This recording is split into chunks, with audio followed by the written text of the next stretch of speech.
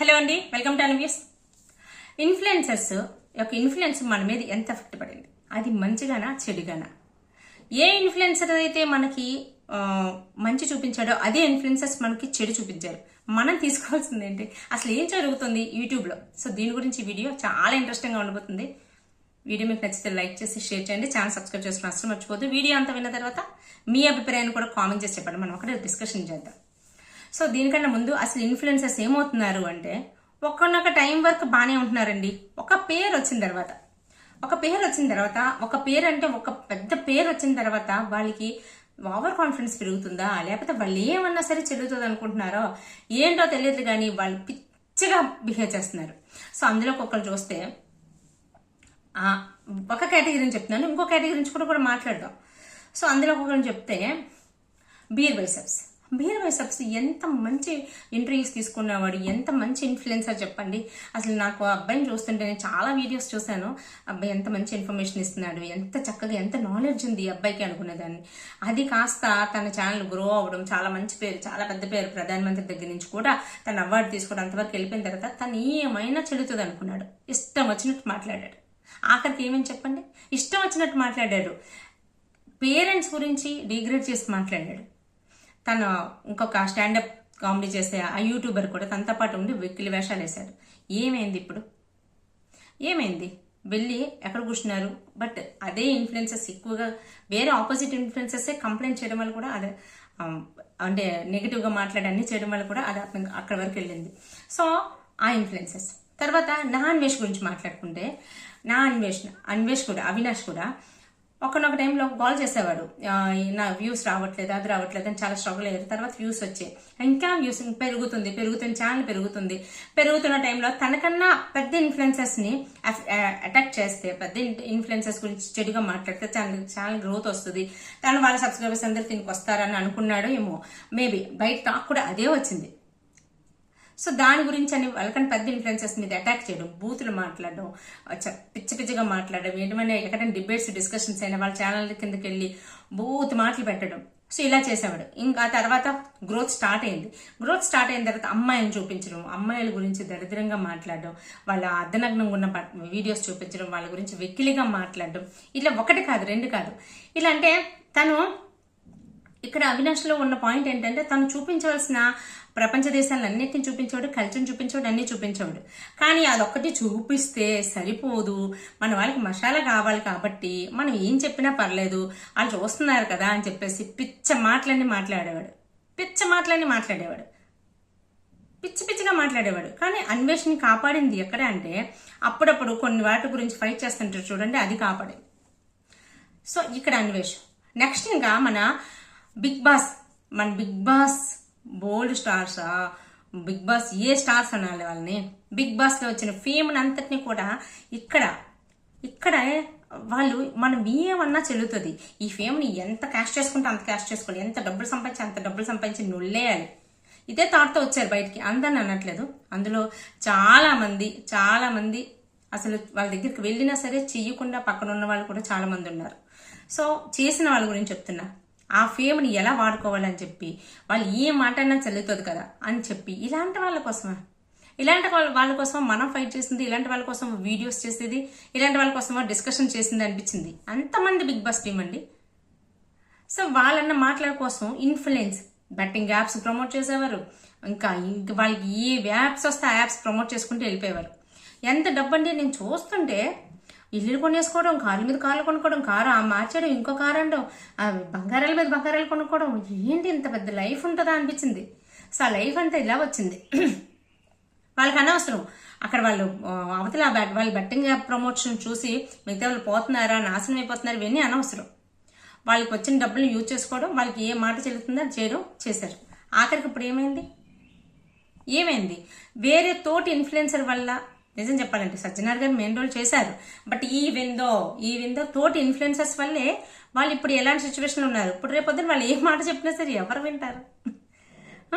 ఒక అన్వేష్ కానీ, లేదంటే కొంతమంది బిగ్ బాస్ రివ్యూవర్స్ కానీ, లేదంటే ఇంకొంతమంది ఇన్ఫ్లుయెన్సర్స్ కానీ, వాళ్ళు ఫైట్ చేసిన విధానానికి హ్యాట్స్ ఆఫ్. నిజంగా చాలా బాగా ఫైట్ చేశారు. పర్సనల్గా చెప్తున్నాను, నాకు అన్వేష్ అంటే అస్సలు నచ్చదు. అన్వేష అవినాష సంథింగ్. అతను నచ్చదు, అతను మాట తీరు నచ్చదు, అతను మాట్లాడే బూత్ మాటలు నచ్చవు, అతను ఆడవాళ్ళ గురించి చీప్గా మాట్లాడిన విధానం అస్సలు నచ్చదు. అతని వీడియోస్ చూడాలంటేనే నాకు చిరాకు. ఆడవాళ్ళని డిగ్రేడ్ చేసే వాళ్ళని చూస్తే నాకు చిరాకు. మగాళ్ళతో నీకు ఎవరితో ఫైట్ ఉంటే వాళ్ళతో డైరెక్ట్గా ఫైట్ చేయకుండా వాళ్ళ ఫ్యామిలీ మెంబర్స్ దగ్గరికి వెళ్ళి వాళ్ళ లేడీస్ని అత్యంత నీచంగా మాట్లాడే అవినాష్ అంటే నాకు చాలా చిరాకు. బట్ ఈవెందో ఆయన బెట్టింగ్ యాప్స్ గురించి ఆయన ఇంటెన్షన్ ఏదైనా ఆయన ఇంటెన్షన్ రాంగ్ ఇంటెన్షన్ అని అంటారు.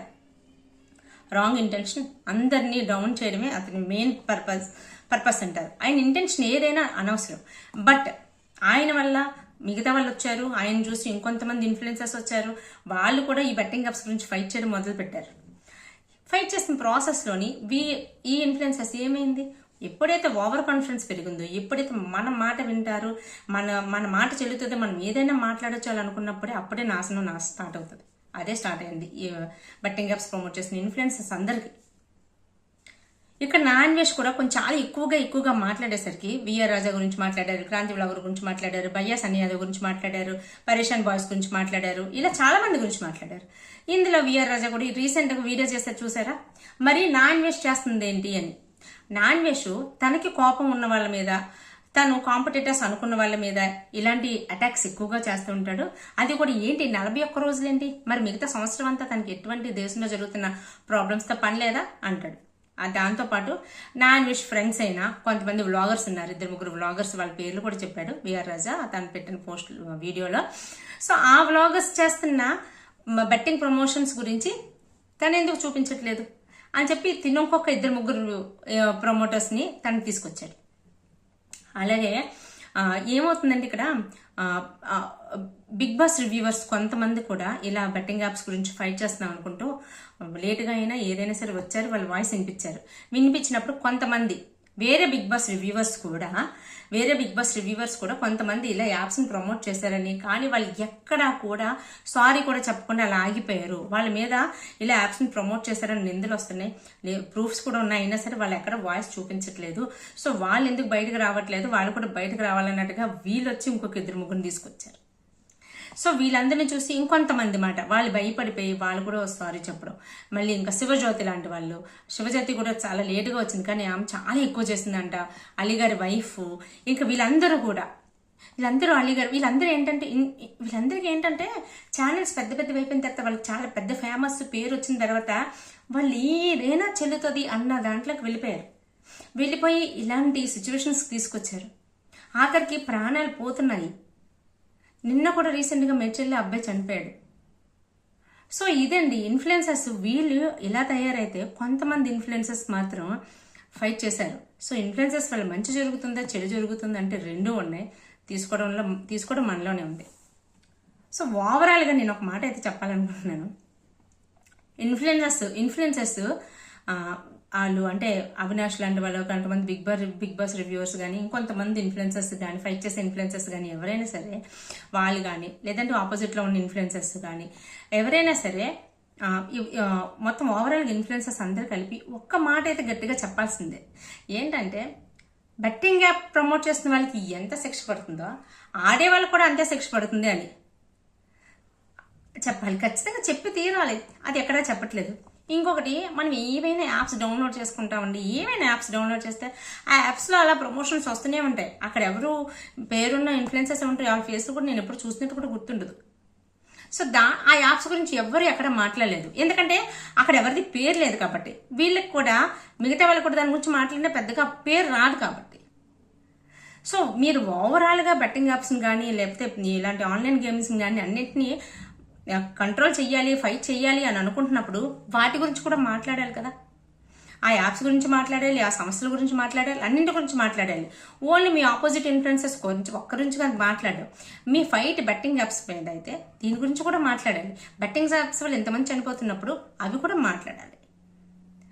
కానీ మొత్తానికి ఏదైతే అది అయ్యింది, ఈ గొడవ కాస్త చీఫ్ మినిస్టర్స్ వరకు వెళ్ళింది. అక్కడ ఏపీ చీఫ్ మినిస్టర్, ఇక్కడ తెలంగాణ చీఫ్ మినిస్టర్ రియాక్ట్ అవ్వడం అయితే చాలా చాలా సంతోషకరమైన విషయం.